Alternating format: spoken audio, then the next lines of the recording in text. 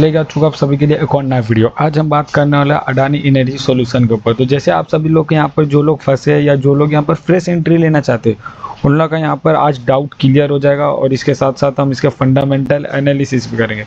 तो जैसे आप यहाँ पर देख सकते हो अडानी एनर्जी सॉल्यूशन है जो एक बेटर स्टॉक ये टाइम पे है। ये टाइम पे देख सकते हो 1065 रुपये का इसका भाव चल रहा है।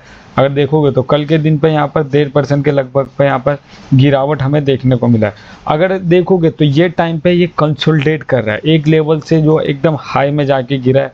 अगर आप देखोगे तो एक साल में एकदम हाई में जाके गिरते हुए नजर आए, फिर वहाँ से कंसोलिडेट लेवल पे आ गया। वो आगे आप चार्ट पैटर्न में देख लोगे। अगर हम ये टाइम पे देखेंगे तो एक कंसोलिडेट लेवल में चल रहा है। तो आगे इसका क्या व्यू रहेगा ये भी बात करेंगे। तो अभी यहाँ पर देख सकते हो 1.5% के लगभग गिरा है, 1.5% के लगभग गिरा, लेकिन यहाँ पर हमें वॉल्यूम कम देखने को मिला है।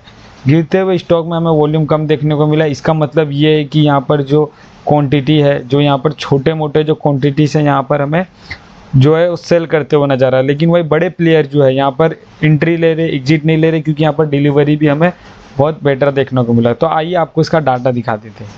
तो अगर आप देखोगे तो यहाँ पर देख सकते हो ओपन होता है 1081 रुपये पे, हाई लगाता है 1086 पे, और लो देखोगे काफ़ी लो लगाता है। लो लगाते हुए हमें देखा है 1060 पैसे के लगभग पे लो लगाते हुए हमें नजर आया। अगर आप वॉल्यूम देखोगे तो गिरते हुए मार्केट में आप देख सकते हो गिरते हुए स्टॉक में हमें वॉल्यूम काफ़ी कम देखने को मिला। 14 लाख के लगभग का हमें वॉल्यूम देखने को मिला, जो काफ़ी कम है। और ट्रेड वॉल्यूम 1,56,00,000 का लगभग का है।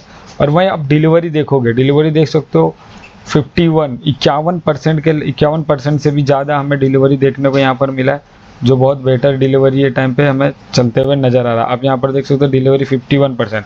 मतलब यहाँ पर ये है कि यहाँ पर जो स्टॉक सेल किया जा रहा है वो छोटे क्वांटिटी में सेल किया जा रहा है, लेकिन यहाँ पर बाइंग किया जा रहा है, अच्छा खासा ओवरनाइट होल्ड किया जा रहा है। मतलब यहाँ पर बाइंग का प्रेशर ज़्यादा है सेल के मुताबिक। जैसे आप देख सकते हो इसका फंडामेंटल जान लेते हैं कि इसका फंडामेंटल कैसे हैं। आप इसके फंडामेंटल देखोगे तो पहले आप इसका काम देखो, काम क्या करता है। ये जो है देख सकते हो पहला power transmission, distribution, smart meeting and cooling solution, ये गाइस इसका काम है ये स्टॉक का। अगर आप देखोगे तो इसका जो मेन काम आपको बता रहा हूँ वो मेन काम है पावर ट्रांसमिशन। इसका जो मेन काम है पावर ट्रांसमिशन का।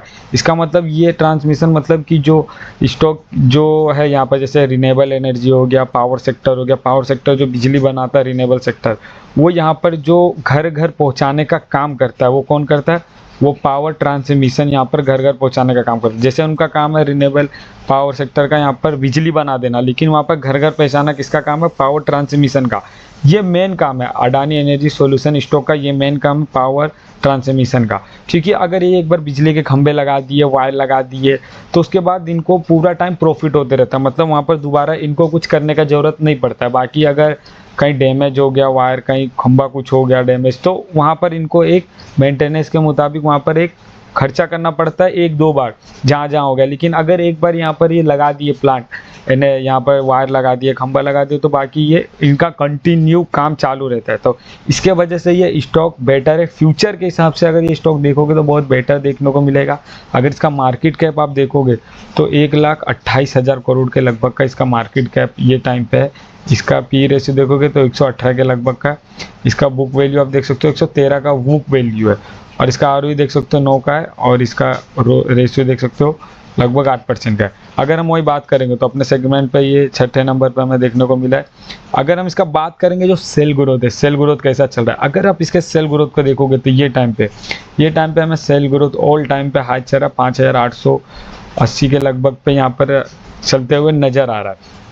तो अगर हम देखेंगे तो उसका आगे कैसा व्यू रहेगा, तो जैसे गाइस आप देख सकते हो जिस हिसाब से यहाँ पर चलते हुए हमें नज़र आ रहा है इसके सेल ग्रोथ है।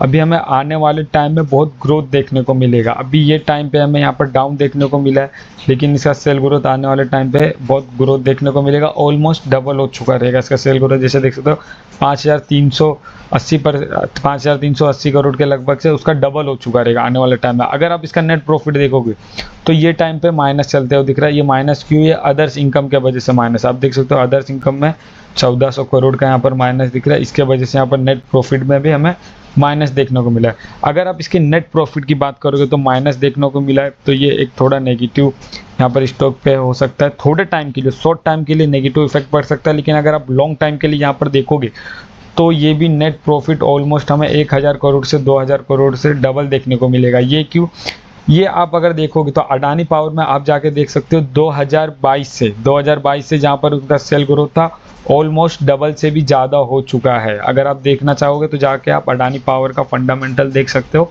ऑलमोस्ट डबल हो चुका है 2022 से 2024 के बीच में, मतलब 3 साल के लगभग ऑलमोस्ट डबल से भी ज़्यादा हो चुका है। लेकिन अगर आप देखोगे तो अडानी एनर्जी सॉल्यूशन का इसका काम बहुत बेटर है, और ये जो इसका नेट प्रॉफिट है अभी फिलहाल के लिए माइनस चल रहा है, लेकिन आने वाला टाइम में इसका जो नेट प्रॉफिट है वो भी हमें डबल होते हुए नज़र आएगा। प्लस इसका जो सेल ग्रोथ है वो सेल ग्रोथ भी हमें काफ़ी अच्छा खासा देखने को मिलेगा। लेकिन अब भी जो रिसेंटली इसका जो हमें यहाँ पर माइनस देखने को मिला है 1200 करोड़, ये इसका जो अदर्स इनकम के वजह से हमें देखने को मिला है। अगर आप इसमें लॉन्ग टाइम के लिए रहोगे तो लॉन्ग टाइम के लिए बहुत बेटर है ये टाइम पे। अगर आप इसका देखोगे प्रमोटर होल्डिंग, तो आप देख सकते हो प्रमोटर होल्डिंग यहाँ पर 70% के लगभग पे है यहाँ पर, और अभी यहाँ पर देखोगे आगे चल के इसका पूरा 75 इसकी प्रमोटर होल्डिंग हमें देखने को मिलेगी। अगर आप एफआई की बात करोगे तो एफआई यहाँ पर अपनी होल्डिंग रखा है, आप देख सकते हो ऑलमोस्ट अभी यहाँ पर हाई पे है 19.5% के लगभग पे यहाँ पर एफआई की होल्डिंग है।